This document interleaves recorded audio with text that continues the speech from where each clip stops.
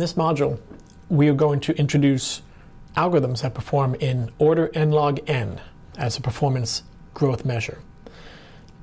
We've discussed in the sidebar on algorithm analysis different growth families for algorithms. The linear growth rate and the logarithmic growth rate can be identified in code, and so we need to understand the kind of structures of code that lend themselves towards algorithms whose behavior is order n log n. And in computer science, there's a great many of these that fall under the category known as divide and conquer. It's a strategy for solving problems. It's a general strategy, that is, where you take a large problem you're trying to solve and you break it up into two problems, more or less half the size. And you do some work on each one, and then when you're done, you recombine the results to be a final solution for the original problem. If you take that approach and you recursively solve the half-size problems and then the quarter-size problems, in the end, you will end up with an algorithm whose behavior is order n log n. And so we'll spend time talking about sorting, which is an algorithm that falls into this category very nicely. And in doing so, we'll describe the structure of the code that many algorithms will follow. So in doing so, we'll both learn about sorting techniques as well as the structure of any algorithm which might exhibit order n log n behavior. And in fact, if someone were to tell you that they have code that runs in order n log n, you should immediately suspect that they're using a divide and conquer technique, and that will help you understand their code better. So we'll be discussing MergeSort as a sorting algorithm along two different lines. First, we'll be describing its structure, and then a performance analysis, as we did with the other algorithms. To get to MergeSort, let's first talk about a sorting algorithm which many people use, but is in fact not optimal. It's called insertion sort, and it's one of the easiest ones to explain, and in fact this is what most people use on a regular basis. You can imagine, for example, if you're playing bridge or a card game where you have a lot of cards in your hand, when you pick them all up, you have to organize them somehow. And normally what you do is you do it one card at a time. Pick a card out, find where it belongs, move on to the next card. And eventually, you've taken each element, or cards in this case, one at a time, and inserted it into its proper location. And for small problem sets, 10, 15, this is in fact an ideal sorting algorithm. The trouble is, it doesn't scale to solve 30, 100, 10,000 problem size. And to understand why, we need to understand the structure of the algorithm, and that will explain how it works. So this is a common sorting algorithm, and the way that it solves a problem is to reduce the problem size by one with each successive pass through the code. If you have a collection of elements that need to be sorted, well, how am I going to tackle the problem? What insertion sort does is it says, I'll look at that first element, and as far as I'm concerned, he's already in his sorted location. But now let me look at the first two elements. Is that second element in its right location? If not, then I'll insert it back into its proper location. And then I'll look at the third element and the fourth and so on. And so what you end up doing is you start solving a problem of size n by solving problems of size n minus 1. It is reducing the problem size. It used to be n, now it's n minus 1. But it's certainly not the same as reducing the problem size in half, which is something that you've seen in log n behavior. And so I'm showing you here the spec sheet for insertion sort. It shows what would otherwise classify the best, average, and the worst case scenarios for insertion sort. In the best case, your collection is already sorted, and you actually have nothing to do but verify that. And that's why it's order n. So for very small problem instances where you might only have 5 or 6, they may very well already be in sorted order, or mostly sorted order, which is why this is a really good algorithm of choice for very small sets. But if it's not in sorted order, how many operations will I do on average? Well, to answer that question, let's look at the code. This is actual Python code because it's small enough to fit on the screen. To sort a collection A, I go through and I look at index values 1 up until the length of the list, because I assume that the 0th one is already in its proper location until I find out otherwise. And then I go for each of the subsequent n minus 1 elements from position 1 up until position n minus 1, and I insert it into its proper location, and that's what the insert function shows. The image in this graphic contemplates a scenario where I'm looking at the 6th element, and I want to see where it belongs in the list. So the first elements before it, elements 0, 1, 2, 3, 4, and 5, are all properly sorted. And then I want to see where the element of index position 6 belongs. And as you can see, you have to work your way through and you identify all the spots that have to be moved up to make room for this new element. So this is what the insertion sort mechanism does. It breaks a problem up into a problem size one smaller than the original one, and it increasingly grows the sorted collection from the left. And whenever it finds elements that are in the wrong location, it just moves it up one at a time. That simple operation, moving it up one at a time, is what really causes the downfall of the insertion sort. Because in the long run, you may find that you have to move every element multiple times to make room for new elements. Consider, for example, the worst case, where all my elements are already in reverse sorted order. Every time I go to insert an element, I have to move all the other ones up one.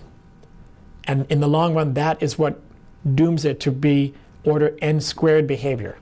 Very similar to the notion that we had in the sidebar, where I had a nested for loop, where the outer for loop would execute n times and the inner one would execute n times.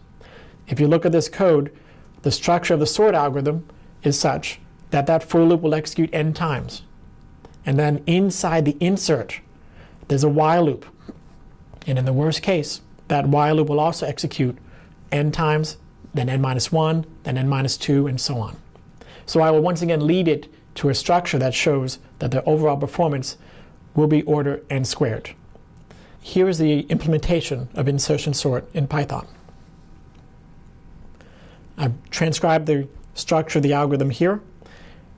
The main function insertion will take a collection and then immediately do a loop over all the elements, the index position 1 up until n minus 1.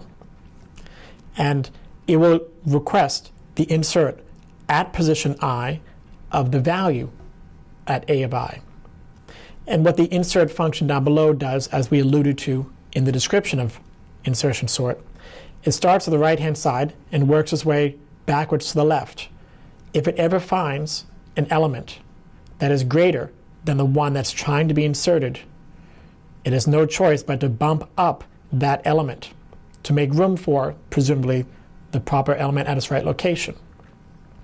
This while loop will terminate either when it gets to the very end, so it falls off to the left, and I turns into -1, or it actually finds a value that is greater than the target one that I'm trying to insert, at which point it knows that it's found the proper location. And the final step is to actually insert it there. So to see how this runs, well, it's hard to evaluate its performance when you're dealing with small sets. But if I have a very small list, shall we say, I'll just create a set of random numbers. Just do 10 of them with my random numbers. And if I wanted to sort this, then I would say insertion sort on X. And now my list is in sorted order. And that looked like it took no time at all. However, if you worked this with a much larger set, you would see a noticeable slowdown. So let me just make this problem 1,000. So I've got 1,000 numbers there. Insertion on X. The reason why this didn't take that long is because there were a lot of duplicates in the set. Remember, the same behavior happened when we were discussing the idea of sorting n numbers. When there are duplicates, the problem size, even though the problem sets are the same size, the difficulty of the problem is not as hard. So let's make this one a little bit harder. Let me come up with 1,000 numbers, and each one is going to be drawn from a much larger set. 100,000. So I've got a much larger set here. When I sort that, Apparently I still have a very small set.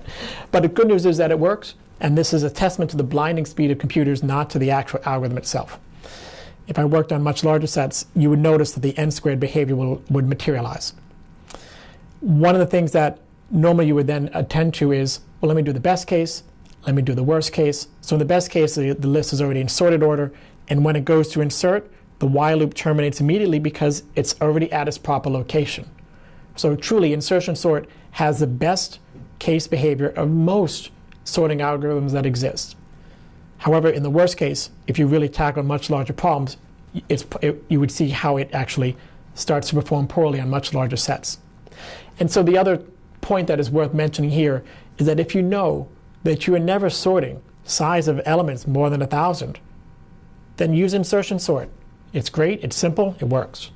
When you start dealing with much larger sets, the complexity will be such that as the problem size doubles, the time it takes to compute will be 4 times as much. And that's why we turn to other algorithms to overcome this limitation.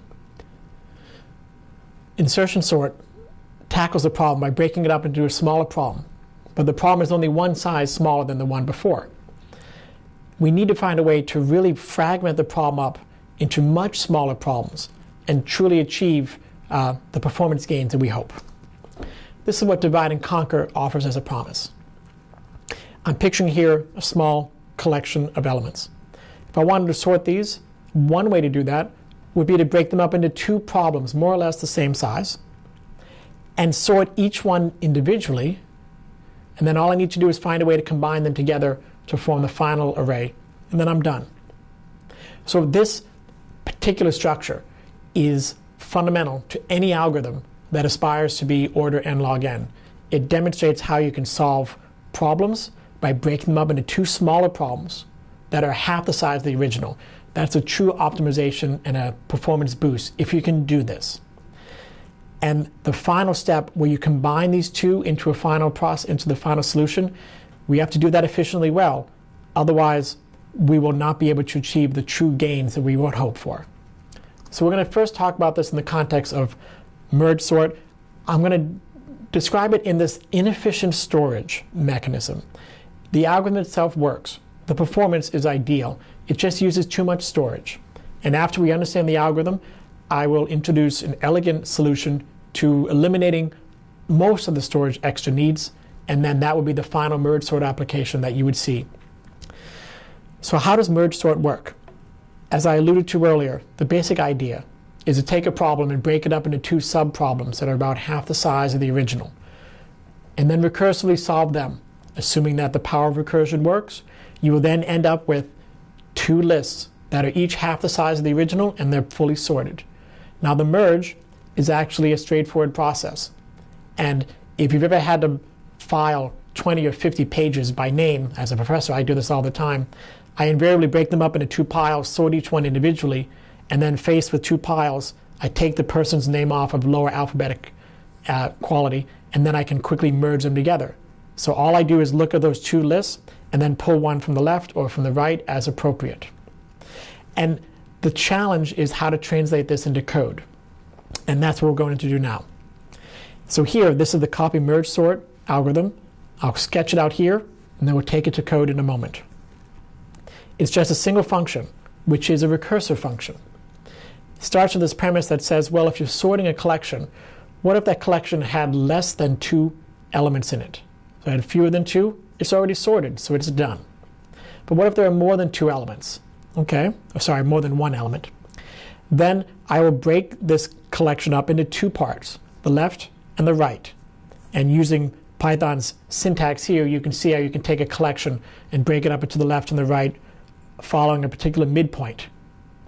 Once I have each of those, I recursively sort the left and the right using the exact same function, in this case, copy merge sort.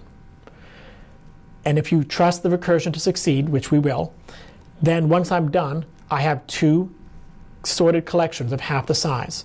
One's in my left and one's my right. And then what this logic does here is it shows how to merge those together. Now what I'm going to do is talk about these 4 cases, and then we'll go to code to see exactly how you would implement that. So here are the 4 cases. If you have two arrays and they're sorted and you want to merge them into one larger array of combined size, then I'm going to work from left to right in both. The index value I is on the left and the index value j is on the right.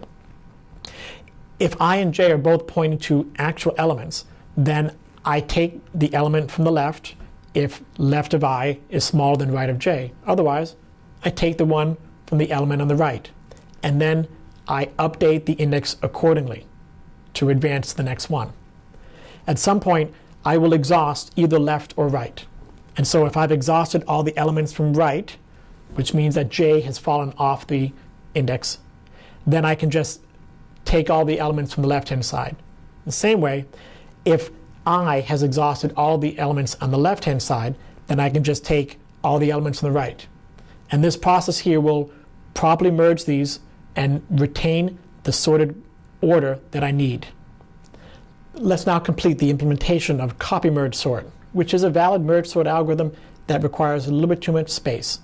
Once we have that working, we'll move on to the improvement, which demonstrates how to do it with the proper amount of space that's necessary. First, I'm going to define my copy merge sort algorithm, which will be merge sort of A and return a new array. This is something that is worth reminding ourselves. This will take a collection and return a new collection that's sorted. So the original one is untouched, and this new one that gets all the new values. As we've talked about, if the length of A is less than 2, which means it has no or one element, then we can just return it. It's already sorted. However, what if it doesn't have it? I need to find a way to break this problem up into two subproblems of equal size. And as you've seen before, this is easy to do. If I find the midpoint, then if I trust in the power of recursion, which we will, I copy merge sort the left-hand side, which in Python is captured by this, which creates a new subarray by pulling out all the elements of the left-hand side. And I copy merge sort the right-hand side, which gets all those elements, creates a new array, and then sorts it as well. So now I've created two new arrays, one left and one right. And now I need to merge them together. And this is the merge operator that we'd seen in the pseudocode, and I know there are 4 cases. So to try to capture that all, let's work it as follows. I'm going to use index value I and j to iterate over the subsequent left and right arrays as necessary. I want to put together a new array that has all the values. That'll be my array B. When I'm done, I will just return B, which will be now the merge of the left and the right. I know that I'm done when the length of my new sorted is in fact the same as my original. So this loop will go on until B is the same size as the original A that it had. So what are the 4 cases? Well, the 4 cases are if the element in the left-hand side is smaller than the element in the right-hand side, that's the one that I want to merge. Otherwise, I want to get the one from the other side. So we start with a very simple beginning, that if left of I is smaller than right of j, because the j is indexed in the right-hand side and I is indexed in the left-hand side, if this is the case, then I want to append the left-hand element into the B array, and I want to make sure I increment I to go on to the next one. However, it could be the case that that's not true, in which case I would then say, well, then I want to append the right-hand one, which is right-hand of j, and I get to increase j to go on to the next one. Now the trouble with this implementation as it stands is I'm making no provision for when I exhaust either the left or the right side. So I have to take care to do that. So we'll make a small little change.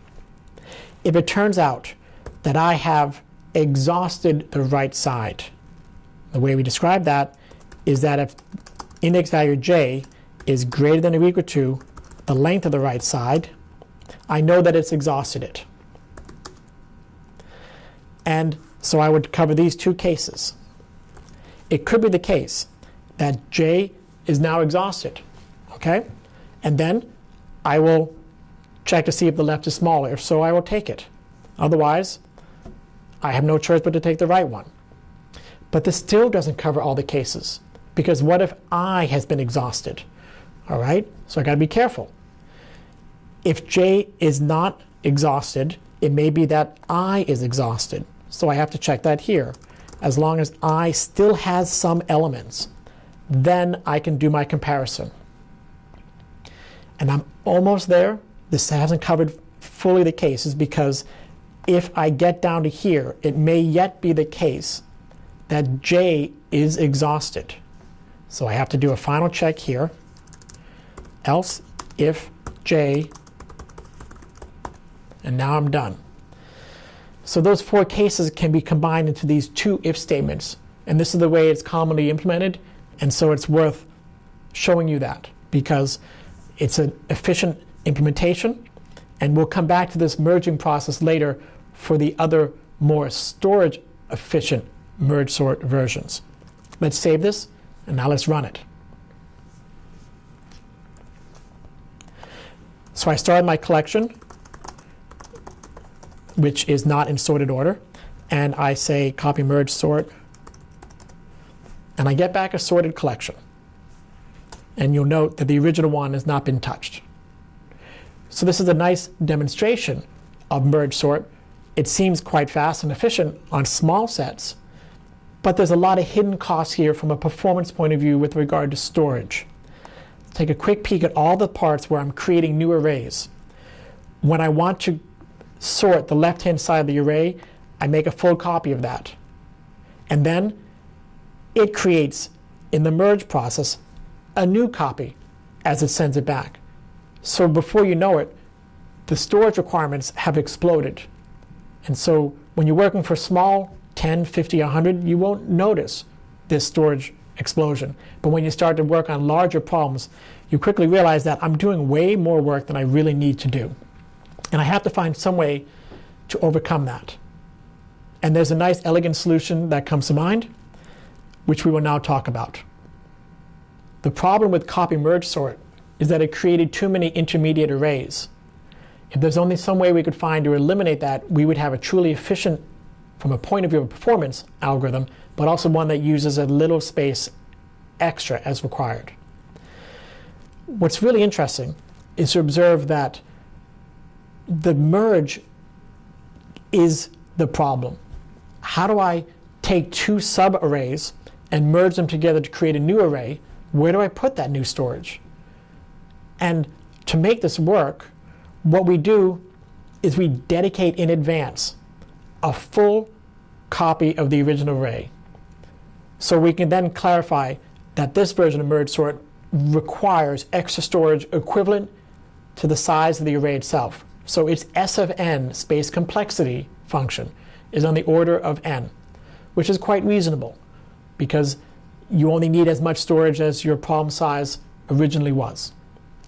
What it allows us to do, in a really elegant way, which I'll now show you, is to always have a space into which the merge process will work, and so you don't have to create intermediate arrays as you're doing the function itself. You allocate the extra storage once at the beginning, and then let the algorithm take advantage of that. To demonstrate how this works, I'll show you the pseudocode, and then we'll look at the actual implementation. First, note that the signature of the method has changed. We're no longer just sorting A. I'm sorting a collection A. The results are going to go into another collection result. And what range of A is being sorted? It's the range from start up to and not including end. This notion of being able to sort parts of the array is equivalent to how we did the binary array search, where you figured out which areas of the array to search through, cutting it down in half each time through each successive recursive call. We will take advantage of that as well, as you will see. The base case of MergeSort has also changed. We have the original one that says if I only have one element, it's already sorted. That remains. If I have 2 elements, the base case of the recursion now says if they are not in the right order, swap them so that they are in the right order. And it does it in place. So I'm looking at this merge sort algorithm, which is trying to sort collection A and leave its contents in result. The base case says if these two neighboring values in result are not in the right order, swap them. And the really interesting part of MergeSort is the fact that the only time you swap two values is at this step in the base case. When you get to the merge weaves together all the values as you have subarrays that are being merged. So it's a really interesting and elegant mechanism for allowing you to decompose a problem into problem sizes that are exactly half the size of the original, and then use an order n process called merge to recreate the merged arrays. The structure is the same as what you just saw. I find the midpoint, I sort each one in half, and then I do the merge. What's really interesting is the fact that the function has two arrays at its disposal, A and result. And the way that it works in the recursion is the solution to demonstrating how you can have an order n log n sorting behavior with only order n extra space. This merge sort algorithm will now work in order n log n with just extra space on the order of n. To demonstrate how it works, let's set it up. I want to merge sort an array. To merge sort that array, I've told you we need to do so using just an extra order n space to do the job. The way that we're going to do this is to create a copy of that collection. Again, using Python's ability to do so rather quickly, I now have two lists that are identical with each other. And that principle will come up in the recursion step as we now show. I now need to do merge sort on this. Again, I'm just going to call this merge sort array. I want to sort this array, and I want the results to be left behind in A. So what's interesting from the beginning is that I'm going to sort the copy that I've just created and have the results go into the array A. What range am I going to do? From 0 up until, but not including the length of the array. This is how you start merge sort. So from starting, I can see that I have extra space on the order of n because my original collection was of size n, and now I have another one just like it. And it's exactly like it. Every element is the same at the right location. And that is important, as we now see. So to sort this array, I am assuming that I'm starting with some array A that's been given to me. The result will end up in this other array called result, and I have start and end as my parameters.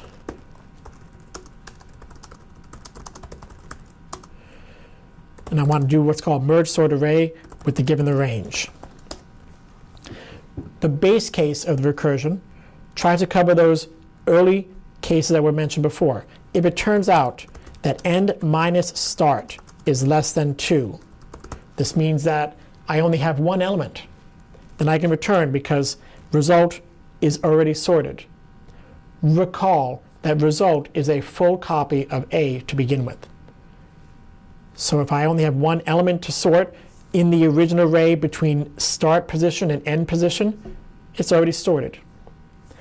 However, it may be the case that I am looking at two actual values. So when I have that happen, I have a choice. They could already be in sorted order, but I may have to swap them. So using Python, you would say if the result start is greater than the result start minus 1, do it this way. If result start plus 1 is greater than the result of start. In this circumstance, you know if the result start, that's the one on the left, is greater than result start plus 1, the one on the right, you know that you have them out of order and you have to swap them. Python has a really nice single line statement that lets you do that. You say, I want to swap elements at location start and location start plus 1 with itself. A nice little one-liner that solves that problem. Other languages, you would have to just swap them. I have covered the two base cases of the algorithm. Now I need to describe how do I break this up into its subsequent subtasks. Well, to do that, I use the same mechanism we've seen before.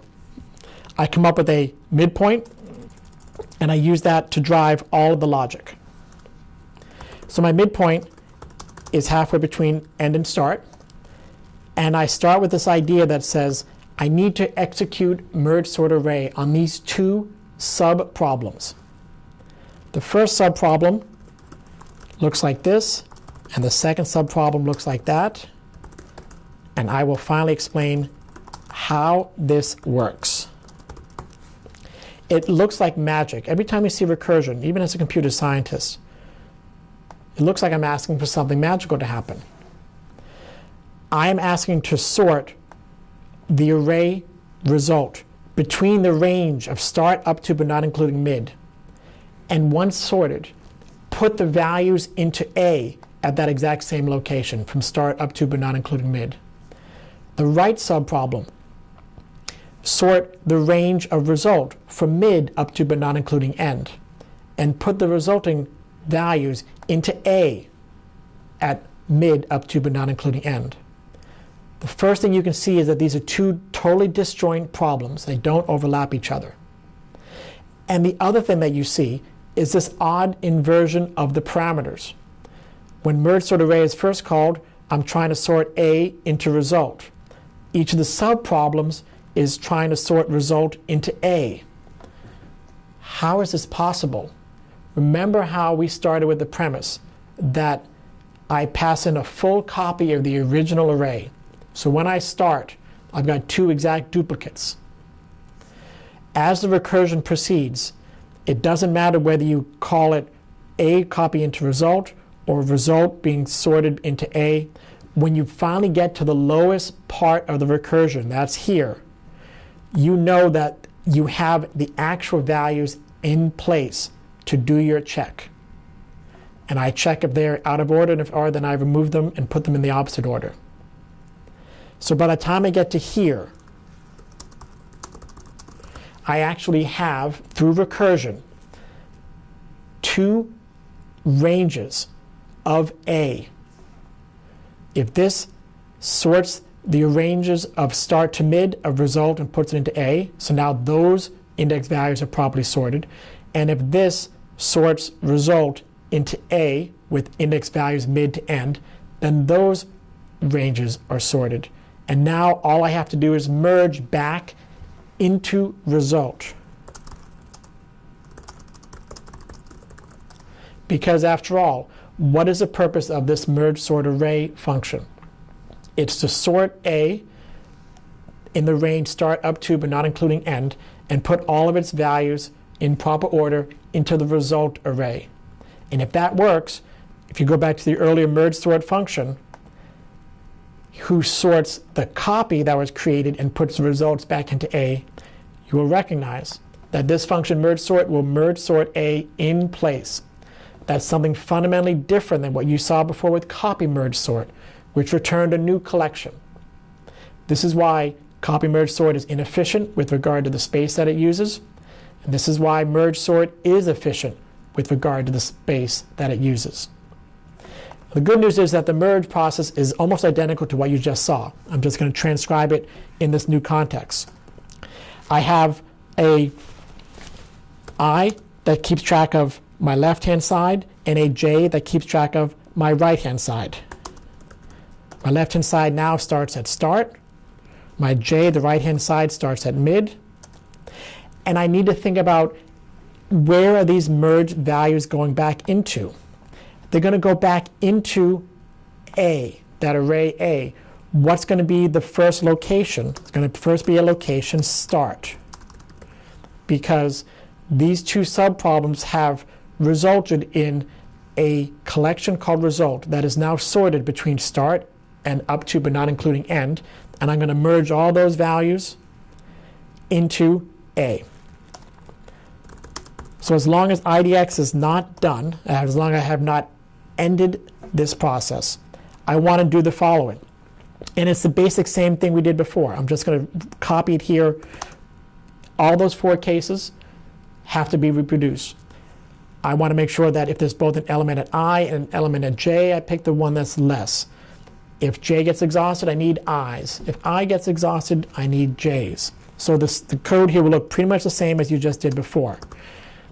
If j is exhausted, or I still has some values, and in this case, a sub I is less than a sub j, in this circumstance, I can say that the result at index location I dx, I want to pull it from the left-hand side.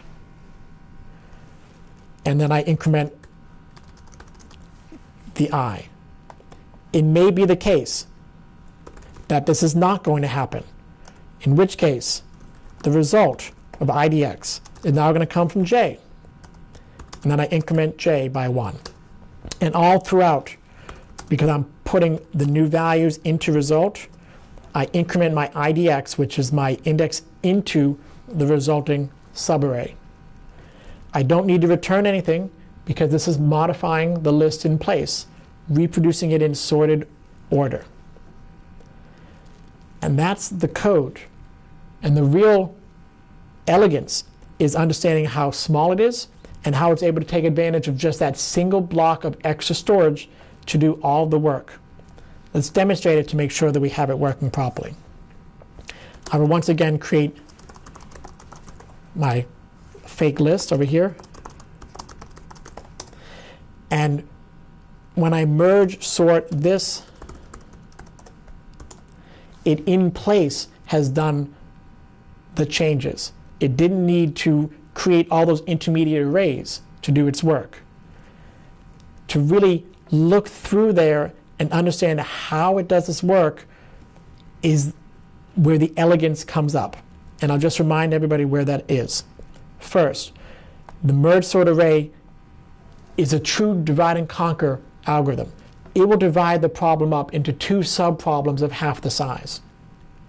Second, once that work is done through the power of recursion, this merge process will make sure that I will combine those 2 individual results into the primary result, which is what I was looking for in the first place. And I will make sure that this process is no more than order n. I know that because, well, look at this. It's a for loop, in this case, the while loop. How many times is that while loop going to execute? Well, IDX starts at start and ends at end, so it's going to go through the whole range, which means that it's going to be order n. And when I add this merge process up subsequently for each of the recursive calls, I can demonstrate that the total number of times that it executes will in fact be order n. That leads me to the overall claim that the algorithm is order n log n. To finally mathematically show that, I will resort to some slides that introduce the mathematical formalism so we can really appreciate that. But to understand why it works, you can look at this code here to see that the problem has a recursive nature with well-defined base cases to understand how to stop the recursion, the divide cases to know how to divide the problem up into 2 sized problems of about half the size each, and then a merge process that pulls those results together into a single merged array to produce a final result. We've now demonstrated MergeSort and its ability to divide a problem up into 2 subproblems of half the size, which are then merged together to form the final solution. The final step to analysis is to explain how this will derive order n log n behavior. I can run the code, I can generate the performance numbers, and I can show you tables of numbers all I want. When you bring them into Excel, you can kind of see that the growth looks a little bit like log of n or n log n, and I now need to explain why that's the case. So recall how MergeSort is a recursive algorithm. It does so by dividing up the problem into 2 subproblems. If I represent the complexity to complete a problem of size n using this function t of n, then I can write the following that represents the total cost of the algorithm by introducing a new measure called m of n. which is the cost of merging two sublists. So here's my analysis for the performance of MergeSort. The time it takes to sort a problem of size n is nothing more than twice the time that it takes to solve a problem of size n over 2. Those are the two subtasks, each of which is half the size. And I can't forget that I need to have some time to merge those together. And the two sorted sublists now have a total of n in them. So this is my quick declaration of the performance time of the algorithm. And I'll use my notation. T of n is equal to 2 times T of n plus m of n. To try to understand how do I analyze this, I'm going to do some page of formulas. And I guess I must apologize in advance. You might not have been expecting it, but it's worth seeing at least once in your life because it helps understand the true power of divide and conquer, about how you are able to take a problem and break it up into smaller problems that can be recombined. If I start with my large function here that says the time it takes to solve a problem of size n is twice the time it takes to solve a problem of n over 2 plus some mop-up work to merge m of n. Let me expand that function and look at t of n over 2. T of n over 2 can be defined as 2 times t of n over 4 plus m of n over 2. And if I put that into this equation as you see here, and I multiply it out to expand, I see that I've got 2 squared times t of n over 4 plus 2 times m of n over 2 plus m of n. And if I go back to my original claim, which I showed you in the code, that the merge process is order n. It has a single while loop. It always makes advanced progress one step at a time, and it never does more than n of those operations. Then I can simplify this logic in this equation to be the following. This is 2 squared times t of n over 4 plus 2 times some constant, which I presume exists, but I don't need to know what it is, times n. And if I look at this equation and consider doing that exact same process again, replace t of 4 with 2 times t over 8 plus m of t over 4, and repeat that process on and on, you end up with a formula that looks like this. The time it takes to solve a problem of n is 2 raised to the log of n, t of n over n, plus log of n times c times n. This is the asymptotic equivalent of getting to the very last step. If you're trying to solve a problem of 16, eventually it becomes 2 problems of size 8, and then 2 problems of size 4. Finally, problem of size 2, and then you end up with that final one of problem of size 1. And when you get to a problem of size 1, as we showed, it's already done. It's a constant time. So there's nothing that you need to worry about. This 2 to the log of n, if you know the logarithmic, is actually the value n. T of a problem of size 1 is constant. So this gives me a total number of operations that I can estimate as n.